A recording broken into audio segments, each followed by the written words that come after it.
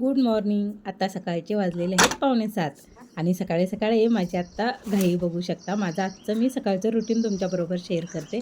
तर रात्रभर थोडा थोडा पाऊस पडल्यामुळं साधारण असं बाहेरचं वातावरण होतं आणि मी रात्री ही पारिजातकाची फुलं आणून ठेवलं, तीही सुकली होती. तर चला आता किचनमध्ये माझं सगळं रात्रीचं आवरून झालेलंच होतं. म्हटलं की मी आल्यानंतर पहिल्यांदा खिडक्या उघडायचं हे माझं पहिलं काम असतं.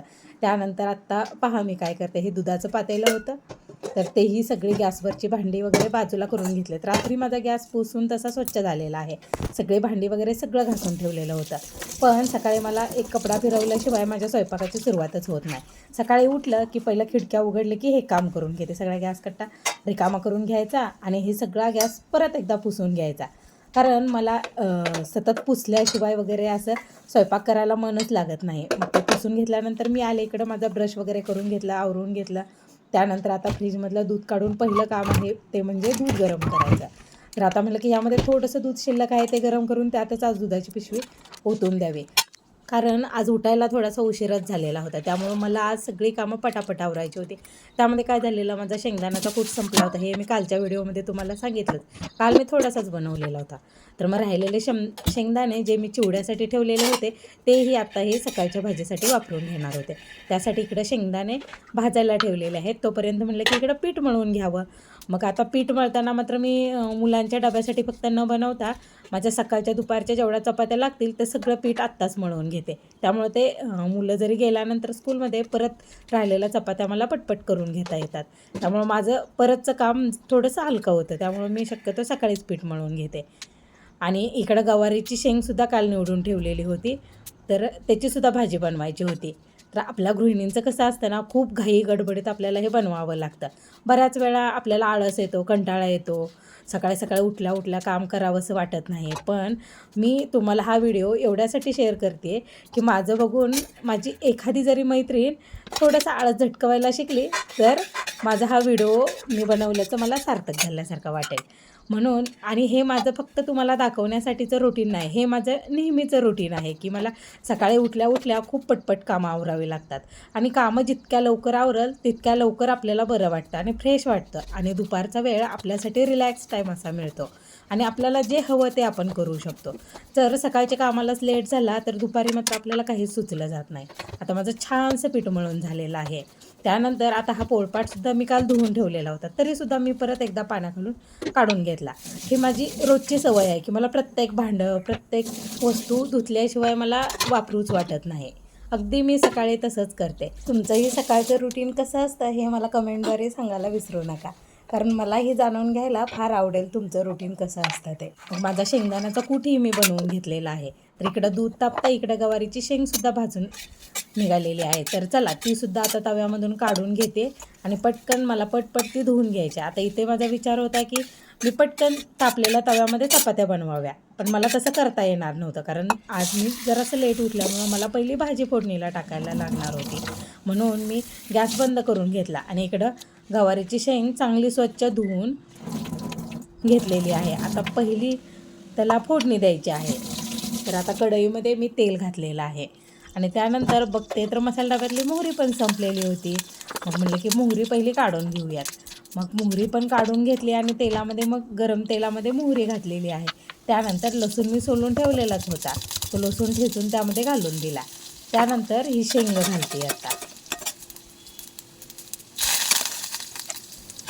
ही सगळी शेंग त्यामध्ये घालून घ्यायची आणि तेलामध्ये चांगली परतवून घ्यायची आहे.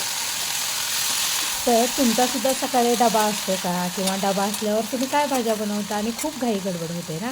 आता शेंगामध्ये मी थोडीशी हळद, चटणी आणि मीठ हे सगळं प्रमाणात घातलेलं आहे. हे चांगलं मिक्स करून घेतलेलं आहे. आता मला यामध्ये थोडंसं पाणीसुद्धा ओतायचं आहे. तर हे पाणी जास्त ओतायचं नाही. आता आपली शेंग थोडीशी निबर आहे का किंवा कोवळी आहे त्यानुसार इथं पाण्याचं प्रमाण आपल्याला घालावं लागतं. पण थोडंसं पाणी घातलं की भाजी खूप छान आणि मऊ होते. मग आता हे घालून झालं आहे माझं, मी झाकण पण थोडंसं ठेवून दिलं आहे आणि त्यामध्ये मी शेंगदाण्याचा कूटसुद्धा घातलेला आहे आणि बारीक गॅसवर झाकण ठेवून दिलं आहे. भाज्या शक्यतो बारीक गॅसवर शिजवलेल्या चांगल्या असतात. आता तुम्ही पाहिलं असेल की 7:30 वाजायला 5 मिनिट कमी आहेत.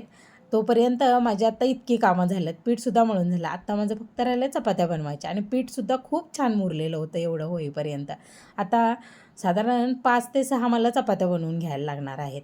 तर ह्या सगळ्या मी पटपट असं बनवून घेते. तुम्ही पाहू शकता की माझं स्पीड मी थोडंसं फास्ट केलेलं आहे, पण तसं पण सकाळी आपलं स्पीड खूप जास्तच असतं. अगदी आपल्याला 100 ऐवजी 150-200च्या स्पीडनं ही कामं करायलाच लागतात आणि आपलं फक्त आणि फक्त घड्याळाकडेच लक्ष असतं. कारण तुम्ही मॉर्निंगचे जर डबे बनवत असाल तर तुम्हाला हे सगळं रिअलाईज होईल. तर इकडे मी तेलसुद्धा काढून घेतलेलं होतं आणि तवा पण गरम छान झाला आहे, तर म्हणलं की चला चपाती टाकून दिली आणि पटपट इकडं चपाती भाजायची आणि इकडं लाटायची असं सुरू होतं. त्याचबरोबर माझं घड्याळाकडंसुद्धा लक्ष सुरू होतं. आता माझी झाली आहे भाजी बनवून. गवारीची शेंग साधारण अशी बनली आहे बघा. खूप छान आणि यम्मी झाली होती. आणि ही सगळी भाजी मुलांना डब्यालाच लागते. अगदी आम्हाला काही राहतच नाही. आम्हाला नंतर दुसरी भाजी बनवायला लागते आणि इथं माझ्या सगळ्या चपात्यासुद्धा बनवून झालेल्या आहेत. आता वाजलेले आहेत बघा 7:40 झालेले आहेत आणि माझा सगळा स्वयंपाक बनवून झालेला आहे. आता मी पटपट मुलांचे डबे रात्री घासून ठेवलेलेच होते आणि ते शक्यतो मी वेगळ्या जाळीमध्ये ठेवते, जेणेकरून सकाळी शोधाशोध नको. नाहीतर डबा सापडतो, त्याचं झाकण सापडत नाही किंवा भाजीचा कप्पा सापडत नाही, असं खूप गोंधळ होतं. म्हणून मी काय करते, वेगळी एक छोटीशी बास्केट आहे, त्यामध्ये सगळ्यांचे डबे ठेवून देते, जेणेकरून माझी सकाळी धांदल उडणार नाही. आता भाजी अशा प्रकारे झाली. खूप छान झाली होती भाजी. इकडं चपातीसुद्धा डब्यामध्ये भरून घेतली आणि डब्यामध्ये भाजीसुद्धा घेतली. आता भाजी गरम आहे थोडीशी, त्यामुळं मी काय ती लगेच डब्यात भरणार नव्हते. फक्त डब्यामध्ये भरून ठेवली प्लेटमध्ये आणि ती तसंच आडवे करून ठेवलेले होते. हे साधारण असे दिसतात. आता ही भाजी थोडीशी थंड झाली की मग ते डबे भरून पटकन त्यांच्या बॅगेमध्ये ठेवून देणार आहे. तोपर्यंत इकडे बॉटलसुद्धा भरून झालेल्या आहेत. आता हे सगळं झालं आहे. आता मुलांचंही तोपर्यंत आवरून झालं होतं म्हणून त्यांना नाश्ता दिला. मग कुणाला लागतं भाजी चपाती, कुणाला लागतं दूध चपाती. त्यांचे नाश्ते त्यांच्यापर्यंत पोहोच केलेत. कारण सकाळी मुलांना नाश्ता करून गेलं की आपलंसुद्धा मन शांत राहतं आणि फक्त दूध देण्याऐवजी पूर्ण नाश्ता केलेला बरा. इकडं तोपर्यंत शॉर्ट टिफिनसाठी हे शेंगदाणेसुद्धा भरून घेतले. आता इकडं तोपर्यंत मुलांचे नाश्ते होईपर्यंत मी त्यांचे बॅगा भरून घेतल्या. आता मोठ्या मुलीची बॅग तिने भरली होती, पण छोट्याची त्यांनी काय केलेलं, काल बॅगवर पाणी सांडलेलं म्हणून त्याला आता दुसरी बॅग मला द्यायला लागली. त्यामुळे त्याला मी रात्री सांगून ठेवलं होतं की तुझी सगळी दप्तरं काढून ठेव आणि मी बॅगमध्ये भरते. मग ती बॅग शोधाशोध करेपर्यंत रात्री वेळ लागणार होता, म्हणून मी त्याला काढून ठेवायला सांगितलं आणि मग आता बॅग माझ्याबरोबर घेऊन आली आणि पटकन असं भरून झालं. आता माझ्या बॅगासुद्धा रेडी आहेत. आता इथं मुलाचं पाऊच पण मी व्यवस्थित पेन्सिल, सगळे इरेजर, पेन आहेत का हे सगळं चेक करत होते.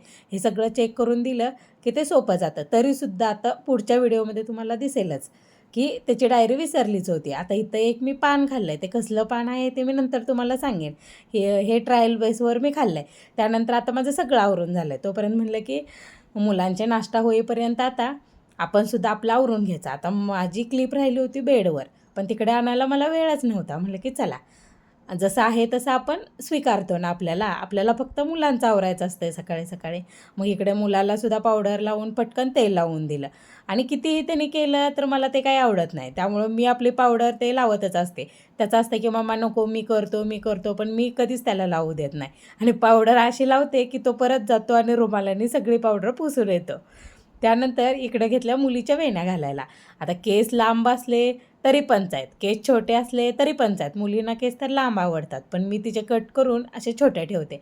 का तर माझी सकाळी इतकी धावपळ असते की मला वेण्या घालायला वेळच नसतो. त्यानंतर चला आमची स्वारी निघाली आहे मुलांना स्कूलमध्ये सोडायला. स्कूलमध्ये म्हणजे मी काय स्कूलपर्यंत जात नाही, कारण त्याची बस येते, त्यामुळं मी गाऊनवरच गेले. तुम्हाला आजचा व्हिडिओ कसा वाटला? आवडला असेल तर लाईक, शेअर आणि सबस्क्राईब करायला विसरू नका.